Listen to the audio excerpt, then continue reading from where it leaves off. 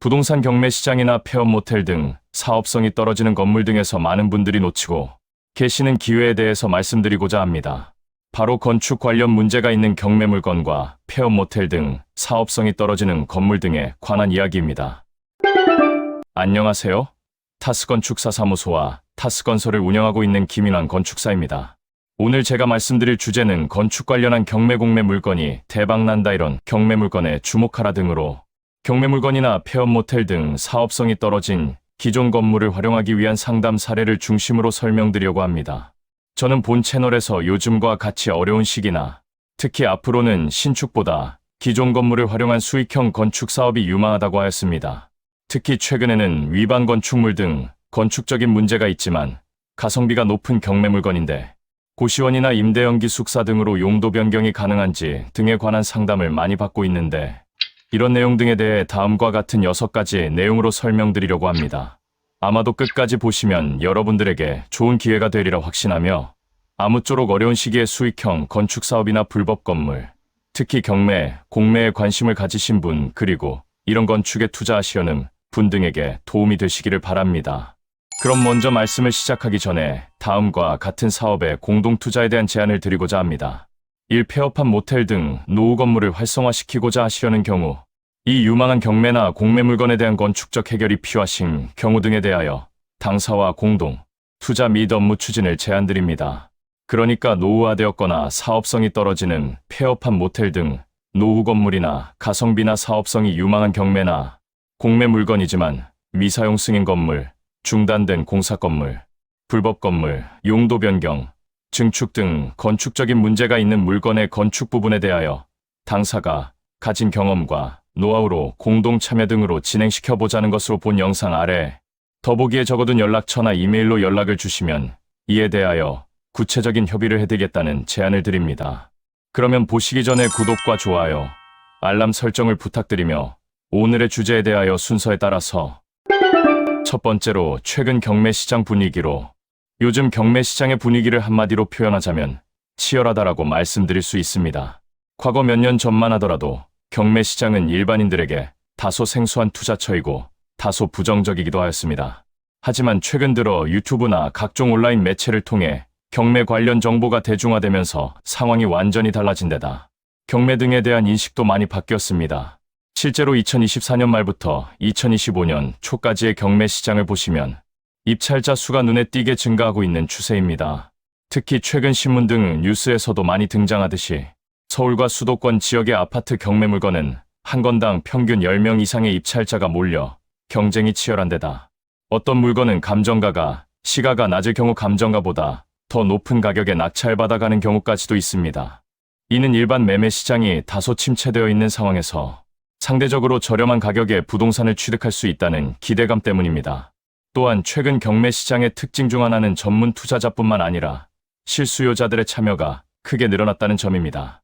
내 집 마련을 목표로 하는 젊은 세대들이나 특히 주목할 것은 심지어 LH나 SH 같은 공공기관에서까지 경매 차익을 활용하여 전세 사기 피해자의 피해 보증금 회복을 지원한다는 명목으로 특별법에 따라 경공매 방식으로 피해 주택을 낙찰받으려고 경매나 공매 시장에 적극적으로 뛰어들면서 시장의 구조 자체가 완전히 변화하고 있습니다. 이러한 분위기 속에서 좋은 물건을 낙찰받기 위한 경쟁은 더욱 치열해지고 낙찰가는 거의 시가 수준인 것이 최근 상황입니다. 다음은 두 번째로 아파트 등 일반 물건의 경쟁률과 낙찰률에 관한 것으로 그렇다면 구체적으로 일반 물건들의 경쟁률과 낙찰률은 어떠한지 살펴보도록 하겠습니다. 여기서 말하는 일반 물건이란 아파트, 빌라, 오피스텔 등 특별한 하자나 문제가 없는 꼬마 빌딩 등 통상적인 부동산 물건을 의미합니다. 최근 통계를 보면 서울 강남권 아파트의 경우 평균 감정가 대비 90% 이상에서 낙찰되는 경우가 대부분입니다. 심지어 인기 있는 단지나 선호도가 높은 평형의 경우에는 감정가를 초과하여 낙찰되는 사례도 심심치 않게 발견됩니다. 이는 경매 시장이 더 이상 싸게 물건을 취득할 수 있는 시장이 아니라는 것을 보여주는 명확한 증거이기도 하고 이런 물건을 낙찰받는 경우 경매나 공매에 참여할 의미가 없게 됩니다. 경쟁률 측면에서도 상황은 비슷합니다.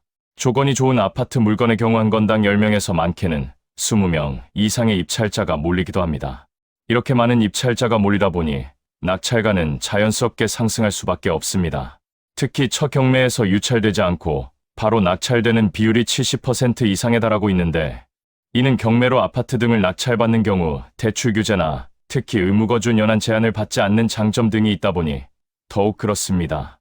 이러한 현상은 비단 서울뿐만 아니라 수도권 전역, 그리고 지방광역시의 인기 지역에서도 유사하게 나타나고 있습니다. 결국 일반적인 물건으로는 경매 시장에서 큰 수익을 기대하기 어려운 상황이 되었다고 말씀드릴 수 있어, 이런 물건은 실수요자 외에는 취등록세 등까지 고려할 때 수익을 창출하기란 하늘의 별 따기와 같을 정도로 불가능합니다. 이번에는 세 번째로 건축적인 문제가 있는 물건은 경쟁률, 낙찰률이 낮다는 것으로, 이렇게 치열한 경매 시장에서도 유독 사람들이 기피하는 물건들이 있습니다. 바로 건축적인 문제가 있는 물건들입니다. 이런 물건들은 앞서 말씀드린 일반 물건들과는 정반대의 양상을 보입니다. 건축 관련 문제가 있는 물건이란 구체적으로 어떤 것들을 말하는지 설명드리겠습니다. 먼저 무허가 건물, 미사용 승인 건물, 공사하다가 중단된 건물, 위법 건축물, 불법 증축된 건물 등과 특히 수익성이 높은 고시원, 임대형 기숙사 등으로의 용도 변경, 그리고 최근 용적률, 한시적 상향 등으로 증축이나 리모델링 등 건축적으로 해결해야 할 문제가 있는 건물이 있습니다. 또한 건폐율이나 용적률을 초과한 건물, 농지 위에 불법으로 지어진 건물, 도로에 저촉되어 있는 건물 등이 여기에 해당됩니다. 그 외에도 재건축이나 재개발 예정 구역 내의 건물, 맹지나 접근이 어려운 토지 위의 건물 등도 건축적 문제를 안고 있다고 볼 수 있습니다. 그리고 낡은 건물이 있는 대지나 나대지 등 건축으로 수익성을 창출하기 유망한 토지도 이러한 물건 중의 하나로, 이러한 물건들의 경쟁률을 보시면 대체로 평균 1명에서 2명 정도에 불과하거나 응찰자가 없어 수차례 유찰되는 물건들이 많습니다. 심지어 여러 차례 유찰되어 감정가가 크게 하락한 경우에도 입찰자가 나타나지 않는 경우가 많아, 대체로 이런 건축적인 문제를 안고 있는 물건 등은 낙찰률 역시 30%에서 40% 수준으로, 시가로 환산한다면 땅값은 말할 것도 없고, 어떤 물건은 건물값은 평당 100만원 내지 200만원에 불과하여 아파트 등 일반 물건에 비해 현저히 낮은 편입니다. 왜 이런 현상이 나타나는 것일까요? 대부분의 입찰자들은 건축 관련 법규나 제도에 대해 잘 알지 못합니다. 따라서 권리분석서나 현황조사서에 건축 관련 문제가 기재되어 있으면 무조건 위험하다고 판단하고 입찰을 포기하게 됩니다. 또한 설령 낙찰을 받더라도 이후에 어떻게 처리해야 할지 막막하기 때문에 아예 시도조차 하지 않는 것입니다. 이러한 심리가 바로 건축 문제 물건의 낮은 경쟁률과 낙찰률로 이어지고 있습니다. 그런데 생각해 보십시오. 최근 땅값과 공사비가 올라, 심지어 최근 신축 공사비가 거의 평당 1,000만원 수준이니 이런 물건이 얼마나 유망하겠습니까? 다음은 네 번째, 건축 문제가 있는 물건이 대박나는 이유로. 그렇다면 많은 사람들이 기피하는 이런 물건들이 왜 대박의 기회가 될 수 있는 것일까요? 여기에는 몇 가지 중요한 이유가 있습니다. 우선 낮은 경쟁률로 인한 저렴한 낙찰가입니다. 앞서 말씀드린 것처럼 건축 문제가 있는 물건은 아주 입찰자가 적습니다. 따라서 감정가 대비 50% 내외 수준, 심지어 그 이하의 가격에도 낙찰받을 수 있는 경우가 많습니다. 이는 위에서 언급한 바와 같이 시세 대비로 환산하면 30%에서 40% 수준의 가격의 물건을 취득할 수 있다는 의미입니다. 다음으로는 많은 건축 문제들이 복잡하기는 하지만 실제로는 해결만 된다면 대박을 낼 수 있다는 점입니다.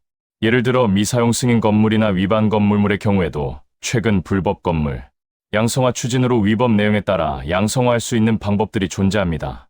불법 증축의 경우에도 이행강제금을 납부하거나 해당 부분을 철거함으로써 정상화할 수 있습니다. 심지어 어떤 경우에는 건축 문제로 보이는 것이 실제로는 문제가 아닌 경우도 있습니다. 이런 것들은 이런 문제에 경험이 풍부한 건축사의 도움이 절대적입니다. 그리고 또 다른 이유는 용도 변경이나 재건축을 통한 가치 상승 가능성입니다. 건축 문제가 있는 물건을 저렴하게 낙찰받은 후 건축 문제를 해결하고 적법하게 수익성이 높은 용도로 용도를 변경하거나 재건축을 진행하면 물건의 가치가 몇 배로 상승할 수 있습니다. 특히 입지가 좋은 곳에 위치한 물건의 경우 이러한 가능성은 더욱 커진다는 것을 실제로 그동안 이런 건에 대한 다양한 업무를 보면서 많이 보았습니다. 또한 임대 수익의 관점에서도 유리하다는 점입니다. 건축 문제가 있더라도 실제 사용에는 큰 지장이 없는 경우가 많습니다. 따라서 저렴한 가격에 낙찰받아 임대를 놓으면 투자금 대비 높은 수익률을 기대할 수 있습니다. 물론 나중에 바로 매도가 어렵다고 하더라도 시세보다 낮은 가격에 팔 수도 있어 경쟁력도 있고 또 그동안 받은 임대 수익까지 고려하면 충분히 수지가 맞는 투자가 됩니다. 마지막으로 다른 사람들이 두려워하는 것을 기회로 만들 수 있다는 점입니다. 투자의 세계에서는 항상 그렇듯이 남들이 무서워서 피하는 곳의 기회가, 즉 하이리스크 하이리턴을 시행시킬 수 있습니다. 건축 문제 물건은 바로 이러한 기회의 영역입니다. 그러니까 제대로 권리 분석 등으로 분석하고 이런 분야에 경험 많은 전문가의 도움을 받아 접근한다면 일반인들도 충분히 좋은 수익을 낼 수 있습니다.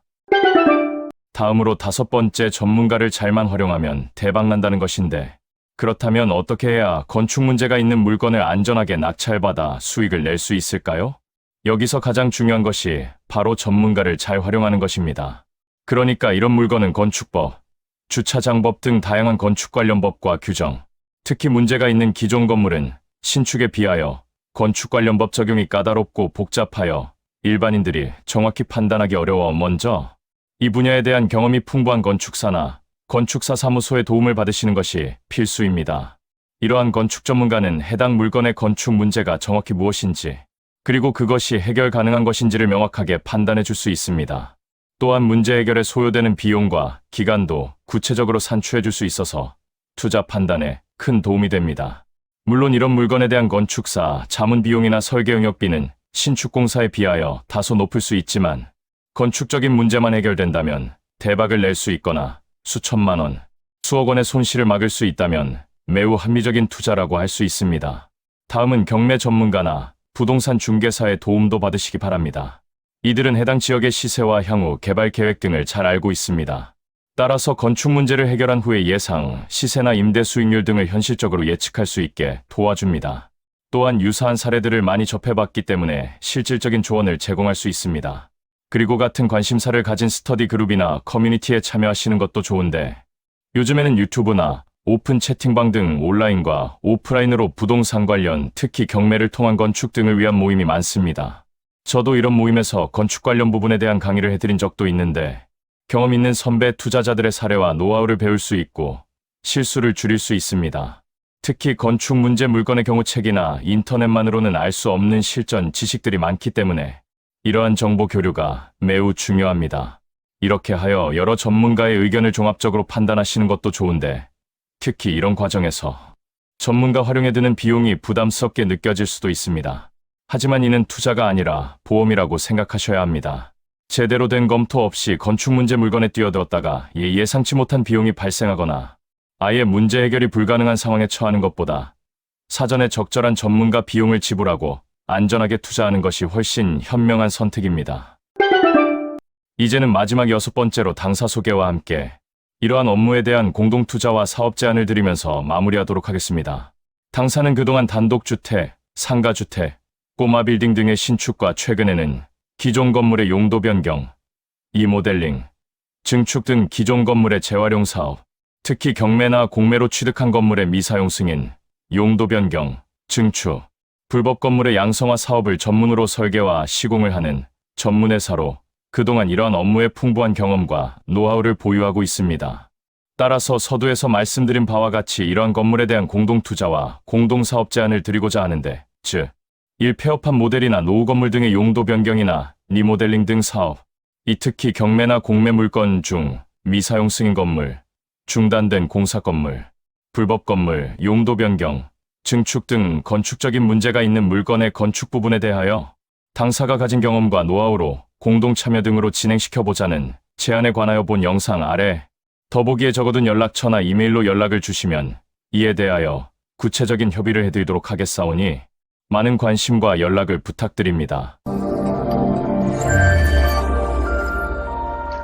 자, 이제까지 건축 관련한 경매 공매 물건이 대박난다 등에 대하여 첫 번째로 최근 경매 시장 분위기 등에 대하여 살펴보았고, 다음 두 번째로 아파트 등 일반 물건의 경쟁률과 낙찰률에 관하여 살펴보았으며, 다음 세 번째로 건축적인 문제가 있는 물건은 경쟁률, 낙찰률이 낮다 것에 대하여 네 번째로 건축 문제가 있는 물건이 대박나는 이유에 대하여 살펴보았고, 다섯 번째로 전문가를 잘만 활용하면 대박난다, 그리고 마지막으로 당사 소개와 함께 이러한 업무에 대한 공동 투자와 사업 제안들까지 설명드렸습니다.